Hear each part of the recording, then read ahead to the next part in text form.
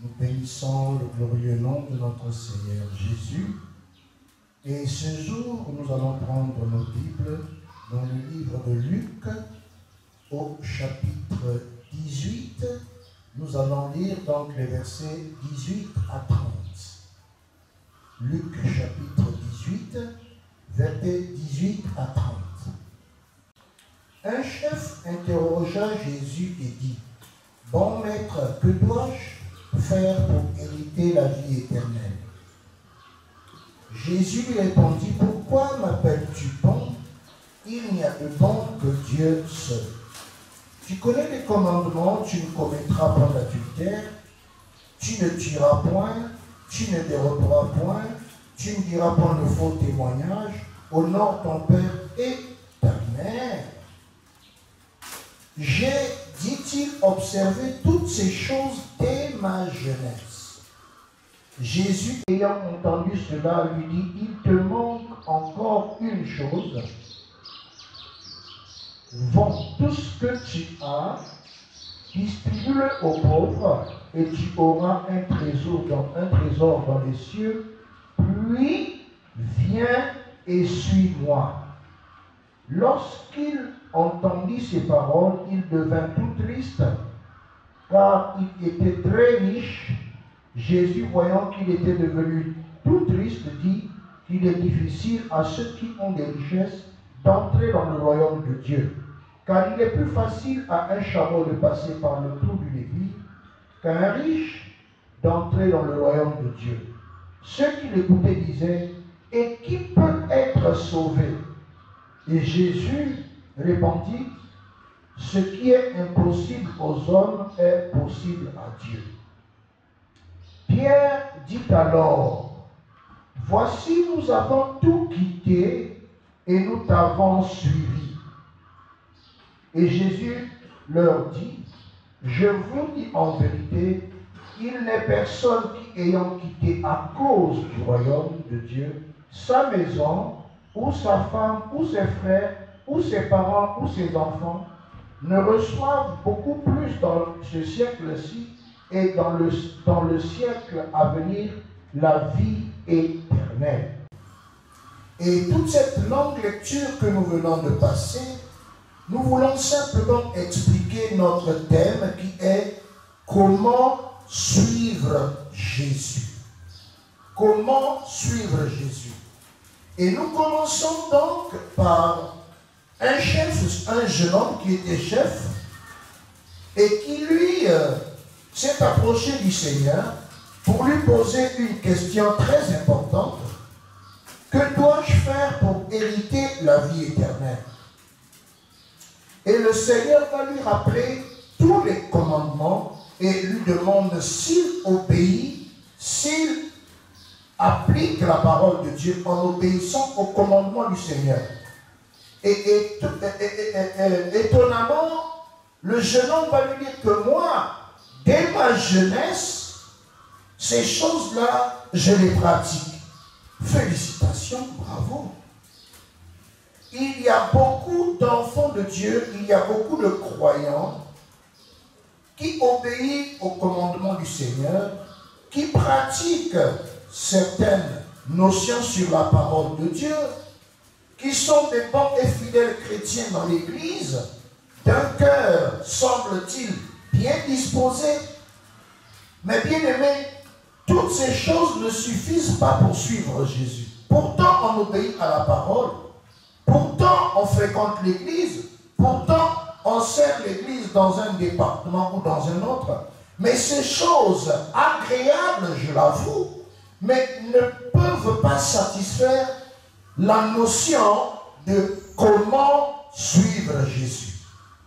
Et lorsque notre Seigneur Jésus va toucher du doigt le point central, malgré sa chrétienté, malgré sa vie religieuse qui est bonne, il est peut-être un bon modèle, il ne commet pas le péché, il ne fait rien de mal, il est exemplaire, comme l'a été aussi Nicodème, mais il y a toujours quelque chose.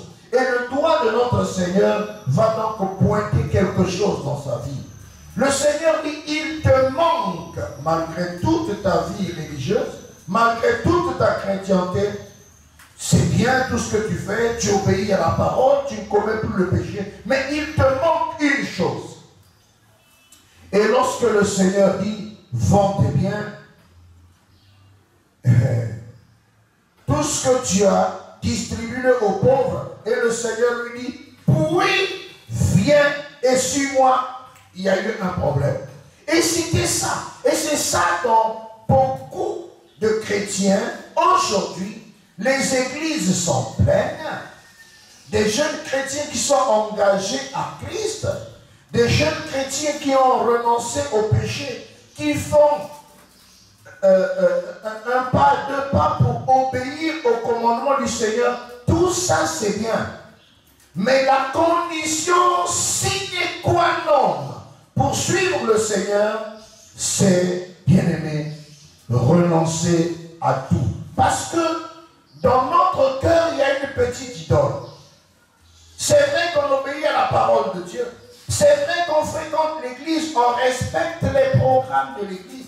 C'est vrai que l'on sert Dieu dans un... Mais bien aimé, est-ce qu'il n'y a pas cette idole dans ton cœur où il y a quelque chose que tu aimes plus que Dieu?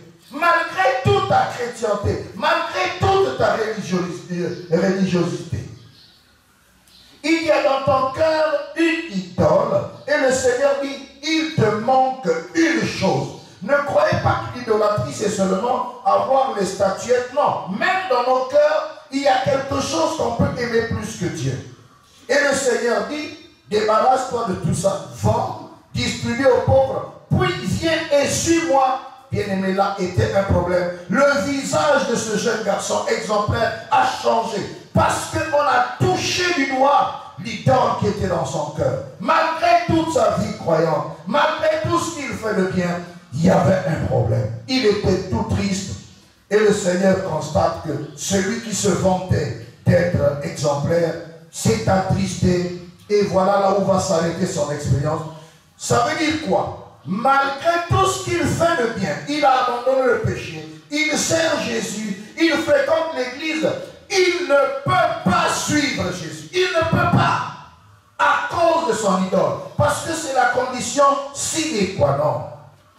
Et là, bien-aimé, Jésus a conclu qu'il est difficile à ceux qui ont des richesses d'entrer dans le royaume de Dieu. Parce que ce qu'ils possèdent devient une idole pour eux. Ils ne peuvent pas se débarrasser du jeu, du moi. Leur bien devient un problème.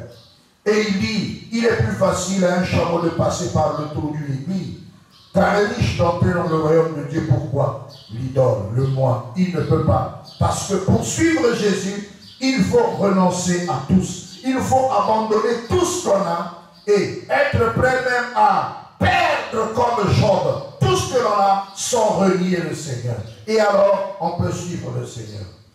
Et là, nous prenons la deuxième partie où c'est l'apôtre Pierre qui va présenter la condition.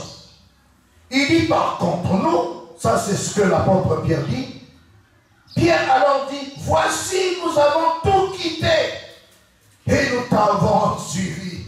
Nous avons tout quitté. Mon frère, ma soeur, qu'est-ce que tu as déjà quitté pour suivre le Seigneur? Parce que c'est la condition. Est-ce que tu as déjà quitté quelque chose qui t'est cher dans la vie?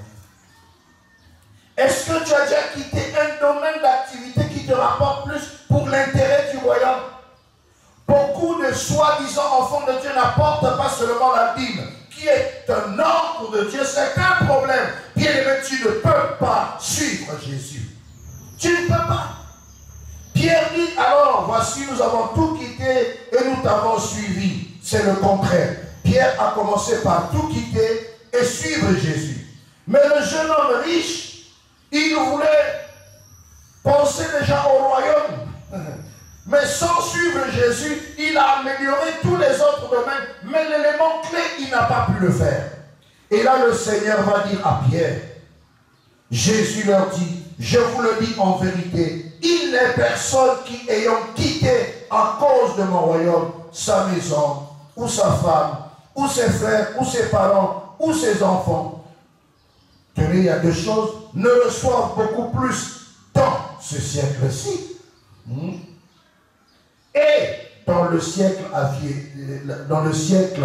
à venir la vie éternelle.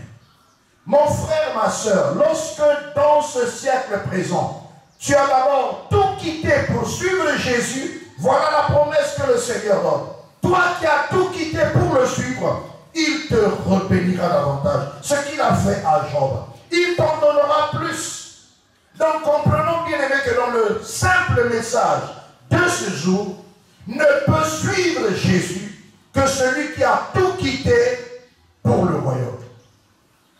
Même si tu as abandonné tous les péchés que tu commettais, même si dans ton église, tu es l'exemple des croyants, tu es le modèle des croyants, tu fréquentes, c'est-à-dire que tu es assidu à l'église, mais que tu as une idole dans ton cœur, tu t'attaches à moi, ça veut dire que le moi domine sur le Seigneur, tes biens dominent sur le Seigneur, tu ne peux pas suivre le Seigneur. Mais lorsque, à cause du Seigneur, que tu le suives, tu renonces à tout, tu abandonnes tout, tu quittes tout, alors le Seigneur dit que dans ce siècle présent, bien aimé, avant la mort physique, le Seigneur te bénira abondamment et dans le siècle à venir, la vie éternelle, que Dieu vous bénisse.